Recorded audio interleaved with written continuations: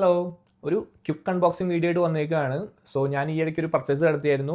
It's NAS NAS network attached storage എന്നാണ് അതിൻ്റെ full form. എത്ര പേർക്ക് അറിയുമെന്നറിയില്ല. നമ്മൾ ഈ ഐക്ലൗഡും ഗൂഗിൾ ഡ്രൈവും ഒക്കെ ഉള്ള പോലെ നമുക്കിതൊരു പേഴ്സണൽ സ്റ്റോറേജ് ആയിട്ട് കീപ്പ് ചെയ്യാൻ പറ്റുന്ന ഒരു ഐറ്റമാണ്.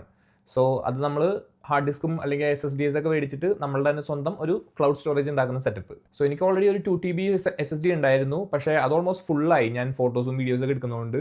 സോ അങ്ങനെ ആലോചിച്ചപ്പോൾ ഞാൻ അടുത്തൊരു SSD മേടിക്കാനാണ് വിചാരിച്ചത്. പിന്നെയാണ് പെട്ടെന്ന് എനിക്ക് ഈ നാസിൻ്റെ കാര്യം ഓർമ്മ വന്നത്. So I was like, oh, maybe I can just go with NAS because I can just have it on my own like space and also I can access it from any place. നമ്മളത് ഇൻ്റർനെറ്റായിട്ട് connect ചെയ്യുന്നതുകൊണ്ട് നമ്മൾ എവിടെ പോയാലും നമുക്കത് access ചെയ്യാനും പറ്റും. ഞാൻ അങ്ങനെ റിസർച്ച് ചെയ്ത് കണ്ടുപിടിച്ചതാണ് യൂഗ്രീൻ്റെ ഒരു നാസ് സിസ്റ്റം.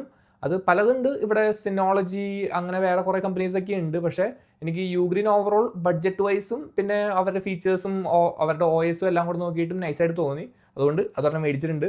അതിൻ്റെ ഏറ്റവും ബേസ് മോഡലാണ് മേടിച്ചേക്കുന്നത്. ബേസിക്കലി ഞാൻ അതൊന്ന് അൺബോക്സ് ചെയ്യാം.